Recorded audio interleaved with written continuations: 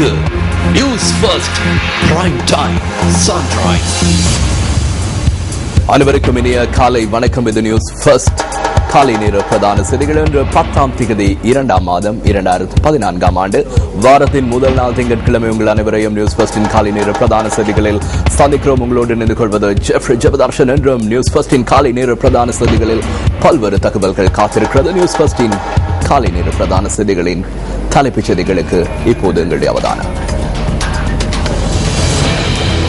தேர்தல் சட்டங்களை நடைமுறைப்படுத்தாத போலீஸ் உத்தியோகத்தர்களுக்கு எதிராக ஒழுக்காற்று நடவடிக்கை, போலீஸ் தலைமையகம் அறிவிப்பு. காடுகளில் தீ பரவுவதை கட்டுப்படுத்துவதற்காக விசேட திட்டம். இந்தியாவில் சட்டவிரோதமான முறையில் செய்மதி தொலைபேசிகளை வைத்திருந்த குற்றச்சாட்டில் 3 ஐரோப்பியர்கள் கைது.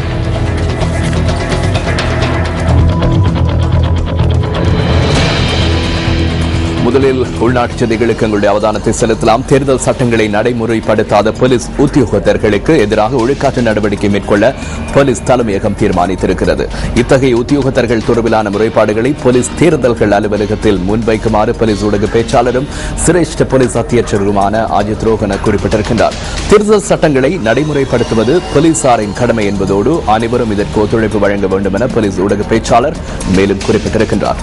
சுவரொட்டிகள், பதாகைகளை காட்சிப்படுத்தும் மற்றும் அதற்கு ஆலோசனை வழங்குவோருக்கு எதிராகவும் சட்ட நடவடிக்கை எடுக்கப்பட உள்ளதாக அவர் கூறுகின்றார். இவ்வாறான சம்பவங்கள் தொடர்பாக அறிய கிடைக்கும் பட்சத்தில் முதலில் போலீஸ் நிலையத்துக்கு அறிவிக்குமாறும், இதன் போது உரிய பதில் கிடைக்காவிட்டால் போலீஸ் தேர்தல்கள் அலுவலகத்திடம் முறையிடுமாறும் சிரேஷ்ட போலீஸ் அத்தியட்சகர் தெரிவிக்கின்றார். 0112421111 என்ற தொலைபேசி இலக்கத்திற்கு அழைப்பினை ஏற்படுத்தி போலீஸ் தேர்தல்கள் அலுவலகத்தில் முறைப்பாடு செய்ய முடியும் என அவர் சுட்டிக்காட்டுகின்றார். அந்த போலீஸ் தேர்தல்கள் அலுவலகத்தின் தொலைபேசி இலக்கத்தினை மீண்டும் அறிய தரலாம்.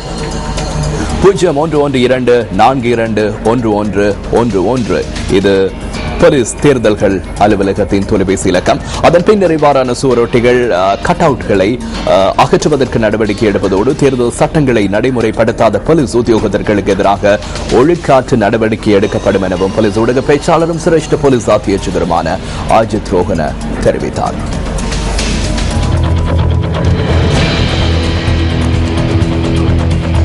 குறிப்பாக அண்மையில் மலேகத்தின் பல பகுதிகளில் காட்டுத்தீ ஏற்பட்டது. இந்த காடுகளில் தீ பரவுவதை கட்டுப்படுத்துவதற்காக விசேட திட்டம் ஒன்று ஆரம்பிக்கப்பட்டுள்ளதாக சுற்றாடல் அமைச்சு குறிப்பிடுகின்றது. இந்த திட்டத்தை காடுகளை அண்மித்த பகுதிகளில் வாழும் மக்களின் ஒத்துழைப்புடன் நடைமுறைப்படுத்த உள்ளதாக அமைச்சின் செயலாளர் PMGO பஸ்நாயக் கூறுகின்றார். காடுகளில் அதிகளவு தீ பரவும் பகுதிகள் இனம் காணப்பட்டுள்ளதுடன் தொடர்ந்தும் அத்தகைய சம்பவங்கள் இடம்பெறுவதை தடுக்கும் நடவடிக்கைகள் ஆரம்பிக்கப்பட்டுள்ளதாக செயலாளர் குறிப்பிடுகின்றார். காடுகளில் தீ பரவும் பகுதிகளை கண்டறிவதற்கான விசேட உபகரணங்களை பெற்றுக்கொள்வதற்கான நடவடிக்கைகள் மத்திய சுற்றாடல் அதிகார சபையினூடாக மேற்கொள்ளப்பட்டுள்ளதாக சுற்றாட அமைச்சின் செயலாளர் PMUD பஸ்நாயக் சுட்டிக்காட்டுகின்றார். அண்மை காலங்களில் காடுகளில் ஏற்பட்ட தீயினால் அங்கு முன்னெடுக்கப்பட்ட பல்வேறு செய்கைகளும் நீர்நிலைகளும் அழிவடைந்துள்ளதாக இடர் முகாமைத்துவ நிலையம் குறிப்பிடுகிறது. நல்ல தண்ணி, ஹந்தானை மற்றும் கேகாலை ஆகிய பிரதேசங்களில் உள்ள பெருமளவு காடுகளில் தீயினால் அழிவடைந்துள்ளதாக அதன் உதவி பணிப்பாளர் பிரதீப் கொடிப்பிலி கூறுகின்றார். காடுகளில் தீ பரவுவதை கட்டுப்படுத்துவதற்கு மக்கள் அதிக அளவு ஒத்துழைப்பு வழங்க வேண்டும் என்பதுடன் இது தொடர்பில் அதிக கவனம் செலுத்தி தமது சூழலை மற்றும் அதனை அண்மித்த பகுதிகளை பாதுகாக்க வேண்டியது அவசியம் என இடர் முகாமைத்துவ நிலையத்தின் உதவி பணிப்பாளர் சுட்டிக்காட்டுகின்றார். இதேவேளை காடுகளுக்கு தீ வைப்பவர்களுக்கு எதிராக கடும் சட்ட நடவடிக்கை எடுக்கப்படும் என போலீஸ் தலைமையகம் தெரிவிக்கிறது. வனஜீவராசிகள் கட்டளை சட்டத்தின் கீழ் பொது சொத்துகளுக்கு சேதம் விளைவித்த குற்றச்சாட்டின் பேரில் அவர்களுக்கு எதிராக சட்ட நடவடிக்கை எடுக்கப்படும் என போலீஸ் ஊடக பேச்சாளரும் சிரேஷ்ட போலீஸ் அத்தியட்சகருமான அஜித் ரோஹன குறிப்பிடுகின்றார். காடுகளுக்கு தீ வைப்பவர்களை வழக்கு விசாரணை நிறைவு பெறும் வரை விளக்கமறியலில் வைப்பதற்கான அதிகாரம் உள்ளதாக போலீஸ் ஊடக பேச்சாளர் மேலும் குறிப்பிடுகின்றார்.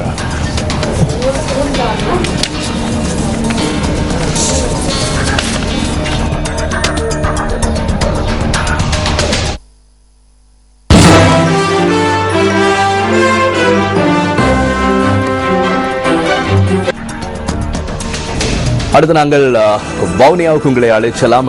எங்களுடைய பிராந்திய செய்தியாளர், வவுனியாவுடைய பிராந்திய செய்தியாளர் கபில் நாத் எங்களோடு தற்போது ஸ்கைப் ஊடாக இணைந்திருக்கின்றார். வணக்கம் கபில். வணக்கம் கபில்.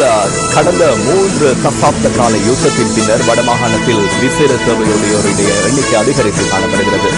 குறிப்பாக நீங்கள் வவுனியாவை பிரதிநிதித்துவப்படுத்துகின்றீர்கள் எமது பிராந்திய செய்தியாளராக. வவுனியா மாவட்டத்தில் இந்த விசேட தேவையுடையோருக்கான வசதிகள் உரிய முறையில் ஏற்படுத்தி கொடுக்கப்பட்டிருக்கின்றனவா?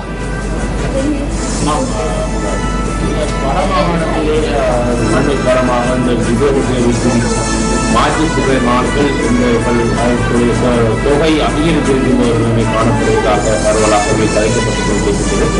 இந்த திட்டத்திலே வடமாகாண சுகாதார ஏற்பட்ட தொழில்நுட்ப கோளாறு காரணமாக அவருடைய நாங்கள் தொடர்ந்து இணைத்துக் கொள்ள முயற்சிக்கின்றோம். தற்போது இது தொடர்பான மேலதிக தகவல்களை அறிந்து கொள்வதற்காக வடமாகாண சுகாதார அமைச்சர் ப. சத்தியலிங்கம் அவர்களோடு தற்போது நேரடியாக தொடர்பினை ஏற்படுத்துகிறோம். வணக்கம் அமைச்சர் அவர்களே. அமைச்சர் அவர்களே வணக்கம். வணக்கம் அமைச்சர் அவர்களே, கடந்த 3 தசாப்த கால யுத்தத்தின் பின்னர் தற்போது வடமாகாணத்தில் விசேட தேவையுடையோருடைய எண்ணிக்கை அதிகரித்து காணப்படுகிறது.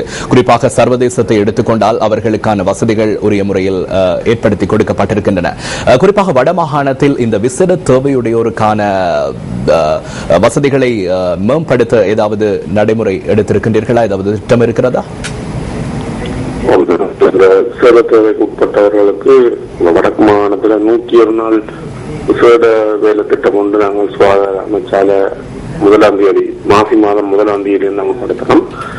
அதுல 8 நடவடிக்கைகளை மேற்கொள்றோம். அதுல விசேட தேவைக்கு உட்பட்டவர்களுக்கும் விசேடமான ஒரு நிகழ்ச்சி திட்டத்தை துவங்கி இருக்கிறோம். அதுல வடக்கு மாகாணத்தில் உள்ள எல்லா வைத்தியசாலையிலையும் இந்த விசேட தேவைக்கு உட்பட்டவர்கள் இலகுவாக போய் வரக்கூடிய மாதிரி அவர்களுக்குரிய அந்த அக்சசபிலிட்டி, அந்த போக்குவரத்துக்கு வசதியான மாதிரி அனைத்து வைத்தியசாலையும் மாற்றி அமைக்கப்படும் என்றால், அதே மாதிரி அந்த விசேட தேவைக்கு உட்பட்ட ஆட்கள் அல்லது 1 வயசுக்கு உட்பட்ட குழந்தைகளோட வர பேரண்ட்ஸ் அல்லது 65 வயசுக்கு மேற்பட்ட இந்த 3 வகையானவர்களுக்கும் புறம்பான ஒரு கியூ மறந்துடுகிறதுக்காக போய் மற்ற ஆட்களோட கியூல நின்று வெயிட் பண்ண வேண்டிய அவசியம் இல்லை. நேரடியாக போய் மறந்திருக்கக்கூடிய வசதிகள் ஏற்படுத்தப்படும். அதே மாதிரி இந்த விசேட தேவைக்கு உட்பட்டவர்கள் பாவிக்கக்கூடிய டாய்லெட் மலசல ஊடகங்கள் வடக்கு மாகாணத்தில் உள்ள எல்லா வைத்தியசாலைகளையும் குறைந்தது 1 இந்த ஓபிடியில் இருக்க வேணும்ன்றது துவங்கி இருக்கிறோம்.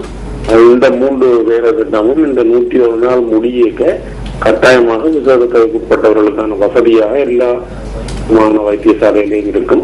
அதே நேரத்தில் ஹாஸ்பிட்டல்ல தங்கிருந்து சிகிச்சை பெறுவார்களுக்கு மாதிரியாக அவர்களுக்குரிய மலசல ஊட வசதிகள் எல்லா ஹாஸ்பிட்டல்லையும் இந்த வீல் சேர்ல உள்ளுக்கு போய் வரக்கூடிய மாதிரி அமைக்கிறதுக்கு ஏற்பாடுகள் செய்யப்பட்டிருக்குது.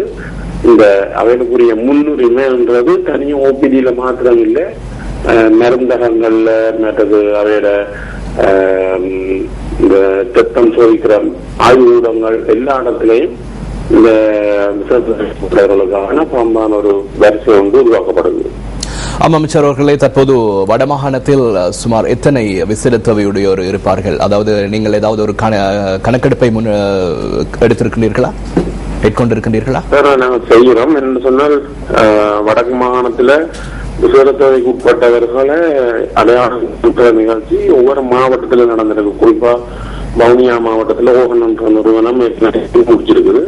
அதே மாதிரி வேற மாவட்டங்கள்லயும் ஒவ்வொரு பகுதிகளில் செய்யப்பட்டிருக்கு. முழுமையான புள்ளி விவரம் இவர்கிட்டையும் இல்லை. ஆனபடினால நாங்கள் முழு வடக்கு மாகாணத்திலையும் சுகாதார திணைக்களத்தினால இப்போ ஒரு இந்த விசேட தேவைக்கு உட்பட்டவர்கள் எண்ணிக்கையை கணக்குற ஒரு வேலை நாங்கள் ஆரம்பிச்சிருக்கோம்.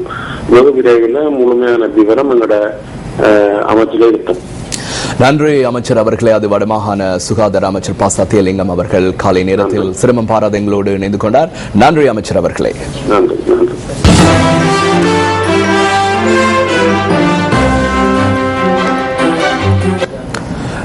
மீண்டும் நாங்கள் ஸ்கைப்பூடாக எமது பிராந்திய செய்தியாளர் வவுனியா பிராந்திய செய்தியாளர் கபில் நாத்தை இணைத்துக் கொள்கின்றோம். கபில், நான் ஏற்கனவே உங்களிடம் கேட்டிருந்தேன், அதாவது 3 தசாப்த கால யுத்தத்தின் பின்னர் தற்போது விசேட தேவையுடையோருடைய எண்ணிக்கை வடமாகாணத்தில் அதிகரித்து காணப்படுகிறது. இது தொடர்பாக நாங்கள் வடமாகாண சுகாதார அமைச்சர் அவர்களோடு சற்று முன்னர் தொடர்பினை ஏற்படுத்தி தகவல்களை அறிந்து கொண்டோம். வவுனியாவில் இவர்களுக்கான உரிய வசதிகள் ஏற்படுத்தி கொடுக்கப்பட்டிருக்கின்றனவா? வணக்கம் ஜெஃப்ரி. வடமாகாணத்திலே அதாவது இவர்கள் விசேட தேவைக்குரியவர்கள் தமக்கான ஒரு கணக்கெடுப்பு ஒன்றினை நடத்தப்பட வேண்டும் என்கின்ற ஒரு கோரிக்கை ஒன்றினை முன்வைத்திருக்கின்றார்கள். அது மாத்திரமல்ல, இவர்கள் தங்களுடைய விசேட மருத்துவ சோதனைகளை நடத்தப்பட்டு விசேட அடையாள அட்டை வழங்கப்பட வேண்டும் என்கின்ற ஒரு கோரிக்கையை இவர்கள் முன்வைத்திருக்கின்றார்கள். அதோடு சகல வைத்தியசாலைகளிலும் மாற்றுத்திறனாளிகளுக்கான பிரத்யேகமாக ஏற்பாடு செய்யப்பட வேண்டும். அதாவது அணுகுமுறைகள், அதாவது இவர்களும் மற்ற சாதாரண சிகிச்சை பெற வருகின்றவர்களோடு சேர்ந்து சிகிச்சையை பெறாமல் இவர்களும் அவருக்கு விசேட முன்னுரிமை வழங்கப்பட வேண்டும் என்கிற ஒரு கோரிக்கையை வைத்திருப்பதோடு அனைத்து வைத்தியசாலைகளிலும் அந்த விசேட அணுகுமுறைகள், அதாவது இவர்கள் அந்த தங்களுடைய சக்கர நாற்காலியிலேயே சென்று எங்கும் செல்லக்கூடிய வசதி வாய்ப்புகளோடு வைத்தியசாலைகள் வடமாகாணத்தில் உள்ள வைத்தியசாலைகள் அமையப்பெற வேண்டும் என்கின்ற ஒரு கோரிக்கையை இவர்கள் வைத்திருக்கின்றார்கள் வடமாகாண சுகாதார அமைச்சரிடம். அத்துடன் இவர்கள் தங்களுக்கான மருத்துவ உதவிகள் மற்றும் சத்துணவுகளையும் வழங்க வேண்டும் என்கின்ற ஒரு கோரிக்கையையும் சுகாதார அமைச்சரிடம் முன்வைத்திருக்கின்றார்கள். இந்த நிலையிலே இந்த 101 நாள் வேலை திட்டத்திலே அவர்கள் தங்களுடைய வேலைகளை இது தொடர்பாக விசேட தேவைக்குரிய தொடர்பாக முக்கியமாக கவனம் செலுத்தப்படும் என்கின்ற ஒரு உறுதியை அவர்கள் விசேட தேவைக்குரிய நன்றி கபில்நாத். அது நமது வவுனியா பிராந்திய செய்தியாளர் கபில்நாத் எங்களோடு ஸ்கைப்பூடாக இணைந்திருந்தார். நன்றி.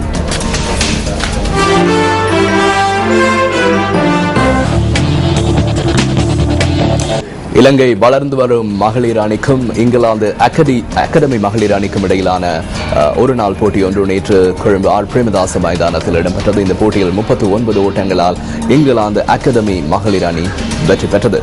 இந்த போட்டியில் முதலில் துடுப்படுத்தாடிய இங்கிலாந்து அகாடமி மகளிர் அணி 45 ஓவர்கள் நிறைவில் சகல விக்கெட்டுகளையும் இழந்து 157 ஓட்டங்களை பெற்றுக் கொண்டது. இங்கிலாந்து அகாடமி மகளிர் அணி சார்பில் டேமி பியூமவுன் 69 ஓட்டங்களை பெற்றுக் கொடுத்தார். இங்கிலாந்து அகாடமி மகளிர் அணி சார்பில் அவர் சிறந்த துடுப்பாட்டத்தை வெளிப்படுத்தியிருந்தார். ஆரம்ப துடுப்பாட்ட வீரராக களமிறங்கி பந்துவீச்சில் இலங்கை வளர்ந்து வரும் மகளிர் அணி சார்பில் சாத்துராணி குணவாதன 25 ஓட்டங்களுக்கு 3 விக்கெட்டுகளை கைப்பற்றினார். 158 ஓட்டங்களை வெற்றி இலக்காக கொண்டு பதிலுக்கு துடுப்படுத்தாடி இலங்கை வளர்ந்து வரும் மகளிர் அணி 35.3 ஓவர்களில் சகல விக்கெட்டுகளையும் இழந்து 118 ஓட்டங்களை மாத்திரமே பெற்றுக் கொண்டது. ஆட்டமிழக்காது தர்ஷனி தர்மஸ்ரீ 26 ஓட்டங்களை பெற்றுக் கொடுத்தார். இங்கிலாந்து அகாடமி மகளிர் அணி சார்பில் ஸ்டெஃபனி பட்லர் 23 ஓட்டங்களுக்கு 3 விக்கெட்டுகளை கைப்பற்றி வெற்றியினை உறுதி செய்தார்.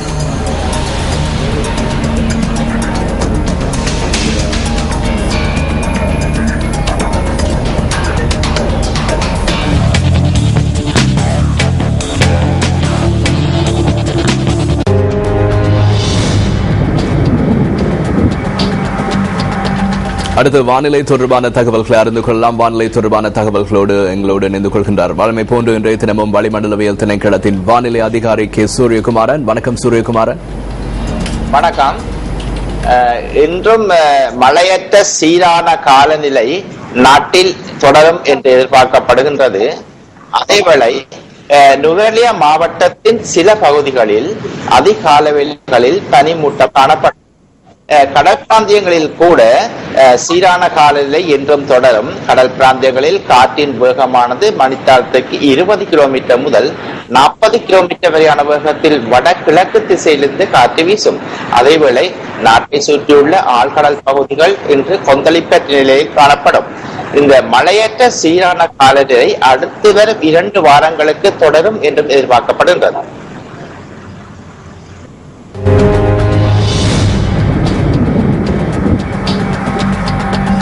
இத்துடன் இன்றைய நியூஸ் ஃபர்ஸ்டின் காலை நேர பிரதான செய்திகள் உங்களிடமிருந்து விடைபெறுகிறது. நமது அடுத்த பிரதான செய்தி அறிக்கை பிற்பகல் 1 மணிக்கு நமது நியூஸ் ஃபர்ஸ்டின் மணித்தியால செய்திகள் 10:25க்கும் இடம்பெறும். வணக்கம். Hotline 0114-896-896 www.newsfirst.lk. Feedback at newsfirst.lk.